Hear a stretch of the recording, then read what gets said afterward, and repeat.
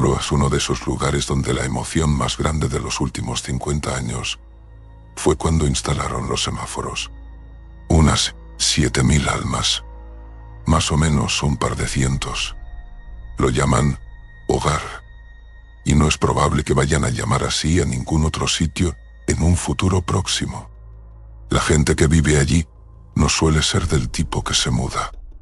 La única cosa que lo distingue de otros 1000 pueblos esparcidos por el país es que cuando el mercurio empieza a desplomarse y el viento realmente corta, como navaja, la gente de ese pueblo empieza a mirar y escuchar el pronóstico del tiempo, esperando las palabras que todos temen como si les fuera la vida en ello.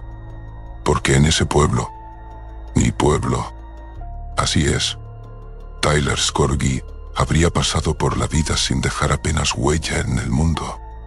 Una nariz rota, aquí y allá, medio dosen de antecedentes penales y, sin duda, un hijo o dos que inevitablemente crecerían con tan poco cariño y respeto por su progenitor como el que Tyler tuvo por el suyo.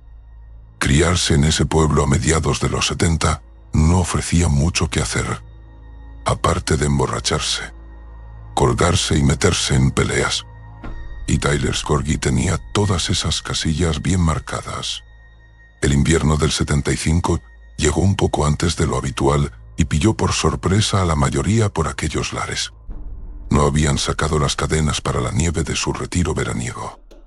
No se habían revisado las leñas ni limpiado los canalones. La noche del viernes encontró a la cuadrilla de siempre en el bar y parrilla de Woody, bebiendo cerveza, soltando chorradas y jugando al billar. Tyler era bueno en las 3 cosas, especialmente en las 2 primeras, pero él y el grupo habitual, digamos que no era un miembro honorario, prefería su propia compañía, y a la mayoría de la gente eso le venía de perlas. Aquella tarde empezó con Tyler y un six-pack, conociéndose mejor, aparcado en un desvío de la carretera 48, sentado en los agrietados asientos de cuero de su Dodge Charger, con Neil Young en la radio y las piernas estiradas sobre el salpicadero. 3 años antes, había chocado por detrás contra una cosechadora, destrozando su Oldsmobile y condenándose a arrastrar el pie derecho detrás de él el resto de su vida, como si fuera un rollo de moqueta. No era que fuera a jugar al fútbol americano en el instituto para ganarse la vida. Y aún podía conducir, beber cerveza y usar los puños. Así que Tyler pensaba que, en el esquema general de las cosas, podría haber sido muchísimo peor. Apuró el último trago de su cerveza, la arrojó por la ventana y se masajeó la pierna distraídamente. No necesitaba ningún pronóstico del tiempo para saber cuándo el empeorar. Su pierna le daba toda la información que necesitaba. Y esa tarde estaba dejando su opinión muy clara. A Tyler no le hacía falta mucho para pasar de ser un joven frustrado y furioso a un joven muy frustrado y furioso. Y su pierna tenía impulso suficiente para varios Tyler Scorgi. Y esa noche lo tenía. La nieve empezó a caer mientras se acercaba al bar de Woody. Copos gruesos, atrapados en sus faros antes de posarse sobre el suelo ya helado. Meditó la idea de pasar por Woody's para ver si Vicky Slater, su novia intermitente, muy intermitente, más mitente que en los últimos meses, estaba allí y quería hacer algo de calorcito. Al final, decidió que no, pero cuando se puso a la altura del bajo chamizo de madera, con su letrero de neón difuminado por la nieve que caía, iluminado como un fotograma de una película en Technicolor, la vio a ella, esos labios suyos, grandes y de un rojo rubí, cerrados sobre la boca habladora de Roy Danson, como si intentara salvarle la vida. La pierna de Tyler pisó el acelerador involuntariamente, y su mente hizo lo mismo, escapándosele con imágenes no solicitadas ni deseadas. Una rabia ardiente le cayó encima como una cascada. Agarró el volante con la misma fuerza con la que se imaginaba agarrando el cuello de Danson y el de Vicky Slater. Giró bruscamente el volante, calculando mal tanto su velocidad como el estado de la carretera. La parte trasera del coche empezó a derrapar. La combinación del alcohol en su sistema, la furia en su cabeza y la nieve en el camino hicieron que compensara en exceso, enviando el coche escorando peligrosamente a través de la resbaladiza autopista. El vehículo iba a algo más de 80 kilómetros por hora cuando se salió de la carretera. Voló sobre la cuneta, se deslizó de lado y se empotró contra el terraplén lejano. Tyler Scorgi tardó 6 horas en morir. Su última velada la pasó en una serie de episodios, mientras flotaba entre la conciencia y la inconsciencia. Aunque su espalda no se hubiera roto, no habría podido salir arrastrándose del coche. Sus piernas, atrapadas con fuerza, sus piernas, aprisionadas por el Charger destrozado.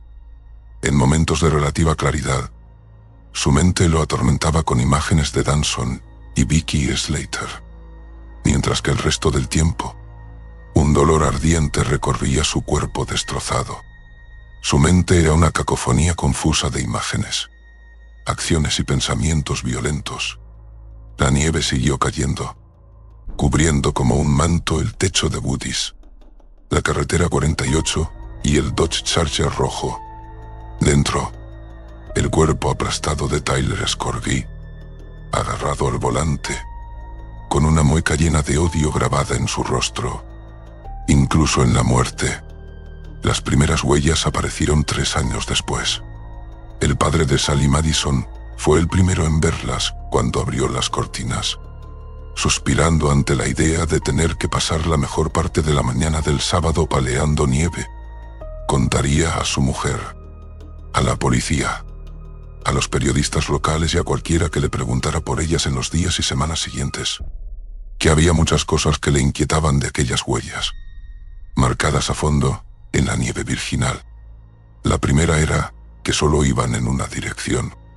Salían de la casa, cruzaban el jardín frontal, sobre la línea donde habría estado la pequeña valla de palitos de no estar cubierta. Giraban a la izquierda como si se dirigieran hacia la granja de los Baxter y, simplemente, se detenían. Otra era que empezaban en el muro de la casa, el muro sin puerta ni siquiera ventana en la planta baja, como si alguien se hubiera puesto bajo el alero, resguardándose de la nieve, antes de emprender su corto viaje. Pero lo que más le inquietaba de las huellas, sin embargo, era que él sabía con una certeza del 100%, de la manera que solo un padre puede saber algo así, que la más pequeña de las 2 series de pisadas pertenecía a su hija de 6 años. Sally incluso estaba seguro de que se podía ver dónde había arrastrado a Flopsy, su conejo de peluche, con el que se negaba a ir a ninguna parte. Junto a ella en la nieve, había más huellas pequeñas, de piernas obviamente más cortas que las que hicieron el otro rastro. Lo más notable del conjunto más grande era la forma en que el pie derecho era arrastrado, aplanando grandes rectángulos en la nieve. Sally Madison nunca fue encontrada. Ni, por cierto, Flopsy. Llegaron a interrogar a su padre, y aunque fue puesto en libertad, los rumores no amainaron. Casualidad o no, el día en que él y su mujer iniciaron los procedimientos de divorcio, poco menos de 2 años después, las huellas aparecieron de nuevo. De nuevo, había 2 series, saliendo del muro de la casa para detenerse abruptamente unos 20 metros más allá. Y de nuevo, una de las series era inusual, pues las hechas con el pie derecho no eran limpias, sino que parecía que el pie había sido arrastrado, un poco como harías con una pesada alfombra enrollada. Esta vez, sin embargo, la otra serie de huellas no pertenecía a la pequeña Sally Madison. No hacía falta ser un genio para ver que las habían hecho Susie Buchanan, la madre de Macy Buchanan, que se había acostado la noche anterior planeando terminar la última novela de Sidney Sheldon, y no se la había vuelto a ver. En los años y décadas siguientes, las huellas aparecerían de vez en cuando. Algunos años, nada. Otros años, 2. A veces, 3 veces. Siempre era después de una nevada fresca y copiosa.